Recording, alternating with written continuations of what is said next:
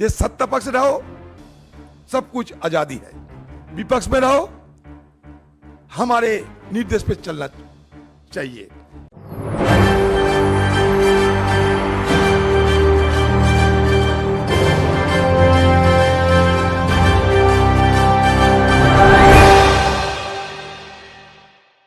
नमस्कार, मैं नाज़मीन खान और आप देख रहे हैं SPN 9 न्यूज़।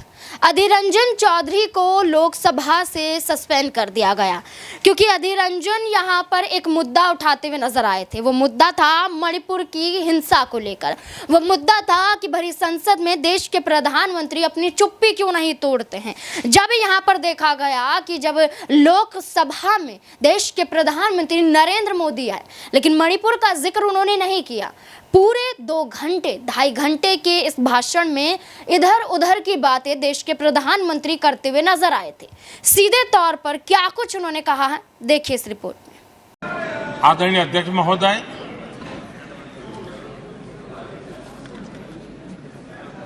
कल वैसे विस्तार से अमित भाई ने बताया है। मणिपुर में अदालत का एक फैसला आया। अब अदालतों में क्या हो रहा है वो हम जानते हैं।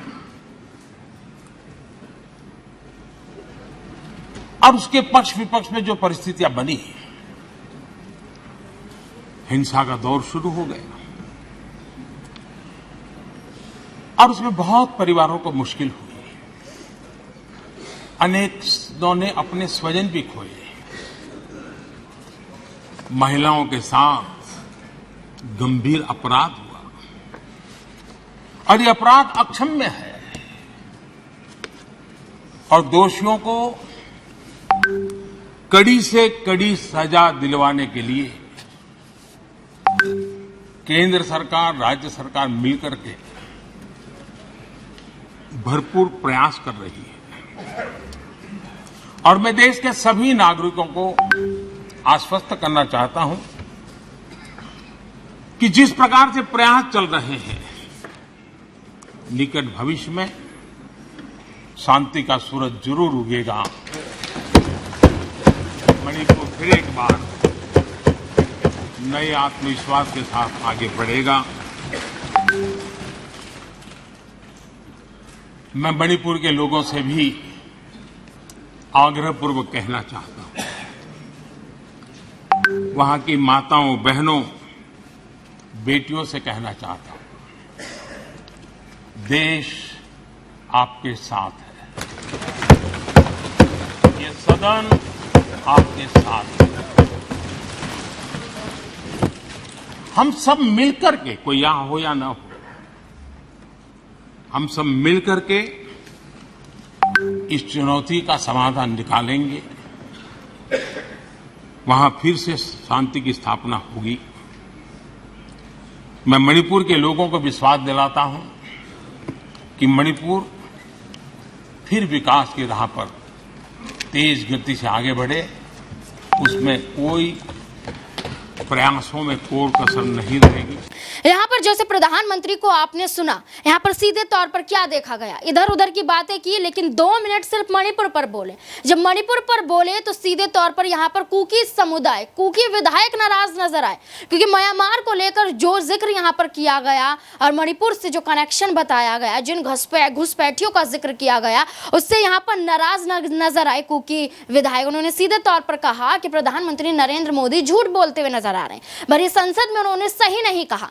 अब ऐसे में देखा जाए तो मणिपुर में हिंसा तो भड़क रही है। हिंसा को शांत करवाने में कोई कामयाबी हासिल यहाँ पर ना तो भारतीय जनता पार्टी ने हासिल की है, ना ही देश के प्रधानमंत्री ने। और जो 2 मिनट के भाषण में वो मणिपुर पर बोले हैं, उसमें भी कई झूठ यहाँ पर प्रधानमंत्री के निकल आए, जिसको लेकर क्या देखा जाता है कि जब यहाँ पर प्रधानमंत्री बोलते हुए नजर आए थे तो भरी संसद में आवाजें उठ रही थी कि मणिपुर मणिपुर मणिपुर पर चर्चा होनी चाहिए। तो उसी दौरान यहाँ पर अधीर रंजन चौधरी को सस्पेंड कर दिया जाता है। ये कह दिया जाता है कि आपने कार्यवाही में खलल पैदा की है। इसलिए आपको यहां से सस्पेंड कर दिया जाता है। लेकिन अधीर रंजन चौधरी अब यहां पर सवाल देश के प्रधानमंत्री पर और सवाल यहां पर लोकसभा के अध्यक्ष ओम बिरला पर खड़े करते हुए दिखाई दे रहे हैं। उन्होंने सीधे तौर पर कहा कि एक डिक्शनरी तैयार कीजिए, आप एक लेखा जोखा तैयार कीजिए कि हमें लोकसभा में क्या बोलना चाहिए, क्या नहीं बोलना चाहिए, क्या गंभीर मुद्दों पर चर्चा करनी चाहिए या उल जुलूल की बात करनी चाहिए। इन्हीं तमाम चीजों को लेकर अधीर रंजन चौधरी ने यहाँ पर खुलासा किया और एक तौर पर यह कहा कि स्पष्ट करें कि हमें करना क्या है, क्योंकि जब विपक्ष बोलता है तो यहां पर उनकी बोलती बंद करने के लिए आप जानबूझकर या तो कार्यवाही स्थगित करते हैं या सस्पेंड का अब ये नया सिलसिला शुरू कर दिया गया है। क्या कुछ यहां पर अधीर रंजन कहते हुए नजर आ रहे हैं, देखिए इस रिपोर्ट में। स्पीकर साहब अगर सोचे कि अनपार्लियामेंट्री है तो हटा दे सकते, लेकिन स्पीकर साहब को भी हम बाद में दरखास्त कर सकते। फिर ये रेस्टोरेशन करने की भी एक तरीका है।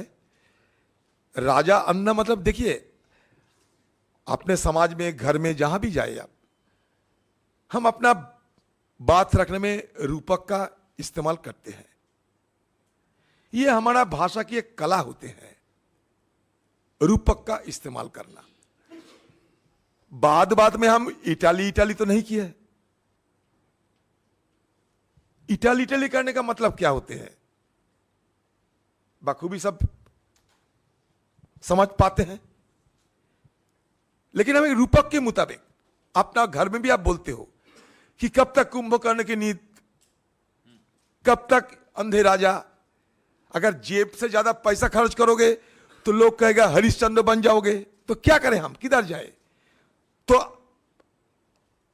अगले दिन में ऐसा हो सकता कि हमारे देश की सरकार ये भगवा व्याकरण भी बना सकते कि कौन सा भाषा, भगवा शब्दावली भी बना सकते।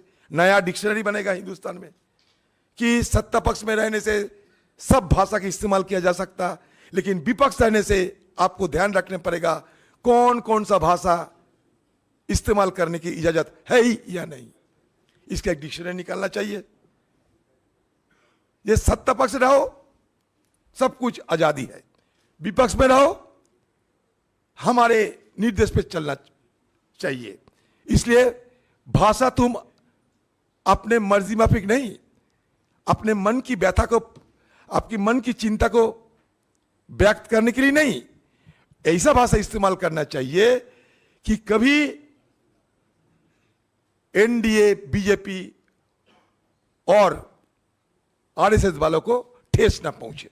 यही तो है। कह दीजिए, सारे यहाँ विद्वान व्यक्ति हैं, कह दीजिए नीरव का मतलब क्या होते हैं, बताओ, आप खुद बताओ। मैं बंगाल से आते, मान लो भाई कुछ नहीं जानते, उतने उन लोगों का जरा ज्ञानी तो नहीं हूं, लेकिन नीरव की मतलब क्या होता है?